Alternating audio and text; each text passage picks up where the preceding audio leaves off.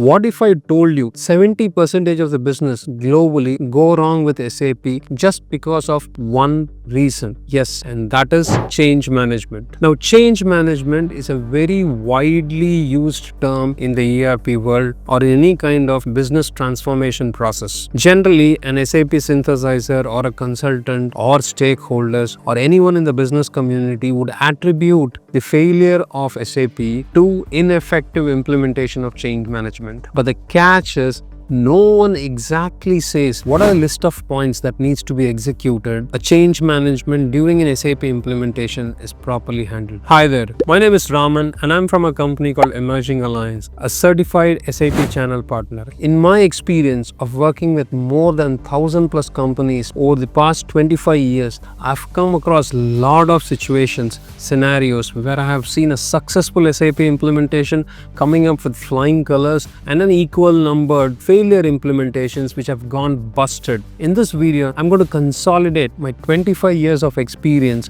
of working with more than 1,000+ companies in coming up with a very precise checklist to handle change management. And if this checklist is followed meticulously, then there is no doubt that your SAP implementation will come out successfully. Without wasting any more time, let's just get into the video. Now, the checklist I'm going to give you are broadly categorized into 4 major categories. Each category will have a set of checkpoints. The first broad category is lack of clear communication. Now, one very important aspect of change management where most of the organization fail is they do not give enough importance to communication. Now, communication is going to hold a very key ticket to success. Communication to stakeholders, communication to users, communication to people, and sometimes even to business partners like customers and vendors are very, very critical because you're going to go through a major change in your entire process by implementing SAP, and it is essential that people get to know about it. Insufficient explanation of the purpose, benefits, and impact of implementing an ERP like SAP can lead to misalignment and confusions. So you have to ensure the following checkpoints under the topic lack of clear communication. The first checkpoint, define the objective and communicate. What do I mean by this? Ensure that the topmost person of the company, might it be the CEO or the director or managing director, has a loud and clear email sent to all the employees, stakeholders, and business partners like customer and suppliers. The clear-cut vision and reason for implementing a solution like SAP, and also tell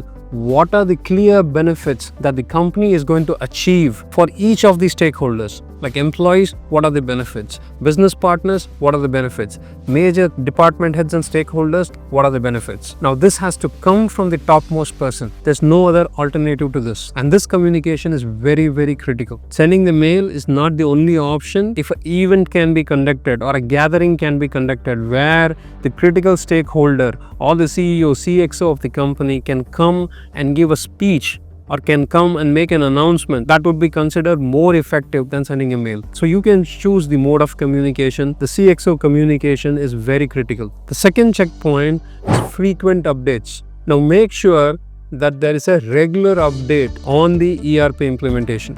Now, these updates can be through mails. There can be different mails for different set of people. You can have one set of email going for a larger audience like users and employees, one set of emails which can go to a niche audience which are the department heads or executive stakeholders, one set of updates for business partners and customers and suppliers, and so on. Or there can be, apart from emails, there can be newsletters or town hall meetings or gatherings or monthly gatherings or events where you get to meet your employees or your larger community. Make sure that you give them a regular update. Now, these regular update means a lot to your community, means a lot to your employees, and they start feeling involved into the implementation process, which is the key aspect of the change management. The third checkpoint is establish a feedback channel. Now, you can create your own mechanism of having a feedback channel. It might be a dedicated resource who's appointed to take a feedback, or you can have team-wise someone who can collect the feedback, or there can be a forum which can be started to to basically post some questions, and you can have your people provide feedback, or there can be polls conducted. So there are various mechanisms, but it is essential that you understand voice of your business and the people involved in the business through a feedback. And if there are any concerns and questions, it should be taken through a feedback channel. The fourth checkpoint is address the concerns. So when you go ahead and collect the feedback, or when you have a Q&A session and you collect the feedback, make sure that you address the questions or address the clarifications or the concerns that the business community has, or the business or the people involved in the business have. This is very, very essential. When people who are going to adopt SAP have concerns and those concerns are not addressed, they feel as if an application or system is being pushed onto them without their acceptance, and that slowly gets converted into a huge level of resistance. On one side or the other, people start ignoring just because they are not heard, especially if there are any misconceptions involved. It's fine if there are clarifications, doubts and concerns, but if there are any misconceptions which are involved, then it becomes even more critical for the stakeholders to ensure that it is eradicated as early as possible. The fifth checkpoint is ensure that you celebrate milestones. Even though it's a small milestone in the journey of implementing SAP, please ensure that you celebrate it. Celebration doesn't mean that it has to be a gala party, but if there is current state study which has been completed, just announce it, call people and celebrate it. If it's a data migration that has been completed, do celebrate it and try to explain the challenges and how the team overcame those challenges. Celebrate them, appreciate people who have really contributed. And finally, if you're going to do a validation and testing and it has been completed successfully, do celebrate it. And when you go live, ensure that there's a celebration. After going live, if 1 month is completed successfully, 2 months is completed successfully, ensure that you celebrate those small milestones, and this gives a lot of confidence in your people and the user that they are also engaged, recognized and appreciated for their involvement. The sixth and the last checkpoint under this heading is show your people the ROI. Now, whenever you provide an update after going live with SAP to your business people, ensure that you talk about the values and benefit that SAP has got you. Like before and after. Before SAP, we took so much time. After SAP, we are taking so much time. Before SAP, we had so many mistakes, but after SAP, we have reduced it to so much. So share the values, share the benefits that you have gained out of implementing SAP. Now, there can be many more checkpoints under this topic, but what I have mentioned are the top 6 key checkpoints under the topic lack of clear communication. The second broad topic that we are going to see, insufficient leadership or stakeholder support. Now, this is very key in an ERP implementation. So most of the time what happens is the person sitting on the top basically has a directive to implement a solution like SAP without having consensus or without having acceptance from his first line of command or major stakeholders. Like,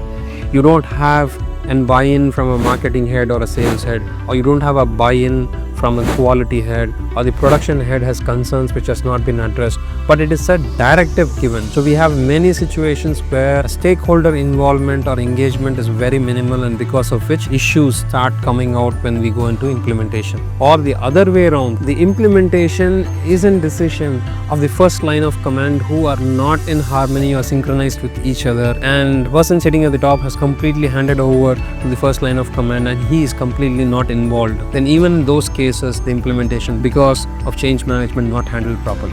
Any kind of lack of involvement from the senior management will always lead to lack of motivation and direction among the employees or users of SAP.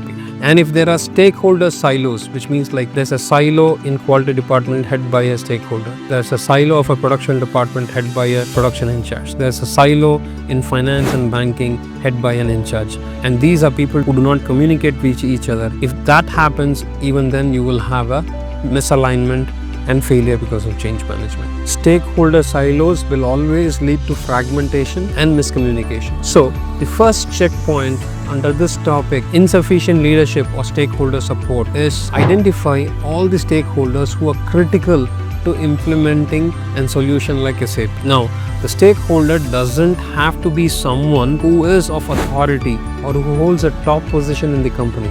It can sometimes even be some critical role player down the line. Even then, he or she becomes a stakeholder. So ensure that you have a proper list of stakeholders available with you. So create a comprehensive and extensive list of stakeholders at all levels which will include your executives, managers, and even end users. The second checkpoint in this category is involve stakeholders early in the cycle. What do I mean by this? Make sure that you communicate to the stakeholders and engage them early in the cycle of implementation, which means that whenever there's a decision of going into implementations like SAP, make sure there's proper engagement from them. Please note, I'm not using the word participation. It is engagement, which means that you basically tell them that this is the idea and they start contributing or giving their inputs of what should be taken care of, what should be the do's and don'ts when you get into an implementation like SAP. Now that's what we call as engagement. Now such a process will ensure that you gather their inputs and align their expectation. Agreement and alignment between the stakeholders itself is a very critical change management activity in an ERP implementation. The third checkpoint in this category is something we even discussed earlier, is regular communication with the stakeholders on key happenings in the project. Make sure that the project manager or the implementation partner has a regular update posted to all the stakeholders and ensure that those updates are very transparent in nature. Not just the good news. If there are bad news and if there's some mistake to be pointed against a stakeholder, it has to be done. But this transparency and active communication has to be kept live throughout the project. So the communications can be about the project goals, the progress of the project, the failures that are being facing, people who are delaying, and if there are any potential changes which are involved, all those things can be part of your update. The fourth checkpoint is role modeling by stakeholder. What do I mean by that? Simple. You can't expect others to change if you do not change. So a role modeling would mean that the stakeholders start using the system.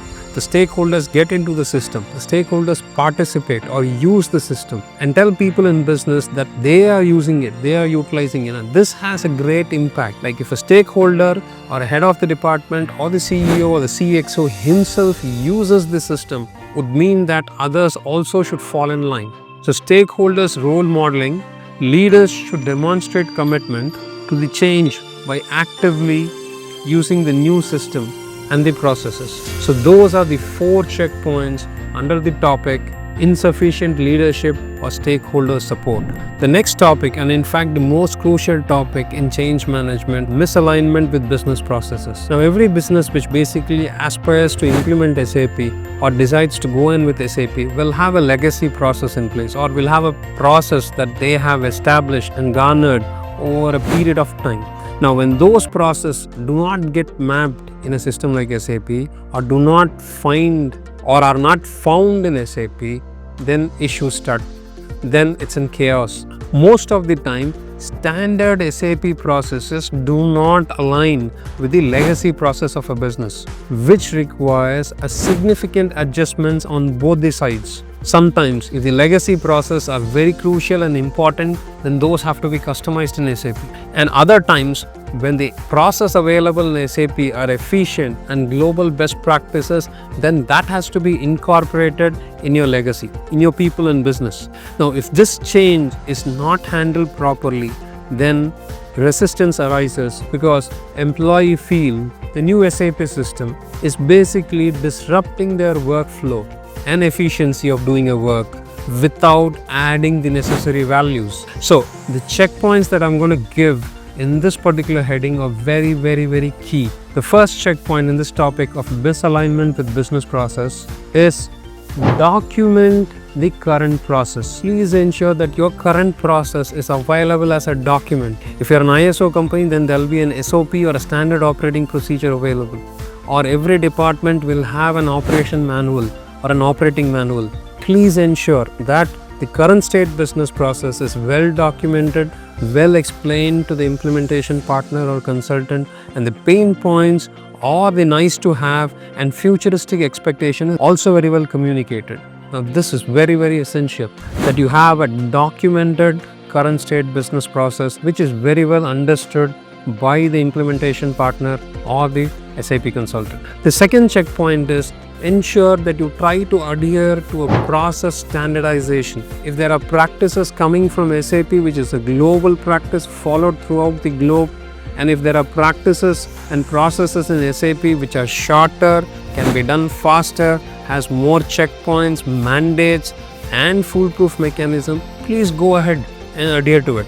Now, this will ensure that when SAP starts upgrading the application, starts changing, you also can travel along with them in the global best practices of processor. The third checkpoint is gap analysis. Ensure that you have a proper gap analysis by department, by process, documented and available. What do I mean by that? Your legacy process has step 1, 2, 3. Your SAP's process has only step 1 and 3. There's no 2 available, missing. Or there is a process available in your legacy which is not at all available in SAP. So these are all gaps. Ensure that the gaps are clearly identified and documented and numbered. For all these gaps identified, there are 3 ways to go. Number 1, either you go ahead with a workaround with a standard process available in SAP, or do a customization in SAP. The third one, don't bring that process in SAP at all, just keep it outside SAP. But whatever it is, out of these 3 choices, ensure that the gaps are documented, and for those gaps, what is one of these 3 solutions should be clearly identified. The fourth checkpoint in this topic is do a piloting, which is a small start. There are 2 ways of doing it. Either you go ahead and do a soft launch, you bring all the people who are in your order to cash, procure to pay, and plan to produce cycle, make them sit in a room and ensure that you simulate your entire business cycle or in that particular piloting room, and get the confidence that the entire system can be run without any issues. Or take the system and implement it in a smaller department or smaller business unit and try to run it for at least 1 or 2 weeks. And if it runs without any issues, then it's an indication that the process that is established in SAP is a mature process or can be run in production. It is very simple. It's like you pilot a car. A new car comes out, you basically test ride it, drive it, put through all the kind of tests before you take it to production or before you sell it to the end customer, right? That's the same way you want to do it over here. The fifth checkpoint is ensure that you learn and adjust. In all this piloting, if there are any learnings, if there are any adjustments that you want to make, ensure that you do it quickly and fastly. You also have to ensure that these fine-tuning are done before you go into a full-scale implementation. So these 5 checkpoints are pretty critical and key checkpoints in misalignment with business process. Finally, the fourth broad topic, which is inadequate training and adoption. There's no glory in having the world famous SAP implemented in your company, or the stakeholders are completely aligned and the CXOs have full participation, until and unless you have a trained workforce or a trained users or a trained SAP users or a trained ERP users. Until and unless you have a trained SAP users, it doesn't mean anything, because they are the people who are going to drive the system for you. So the checkpoints under this topic is going to be very, very, very critical. So the first checkpoint in this particular topic, inadequate training and adoption, is a customized training. You cannot have a large classroom training. You cannot have a mass training when it comes to SAP implementation. You need to have a customized training program, which is the only way this will work. So you will have to have a role-based training program for a particular job description. Depending upon the size of implementation, there can be various methods of training. One can be, if it's a large training program, then you can have subject matter experts from every department who can be trained and they can go and train their users. So it's like train the trainer concept.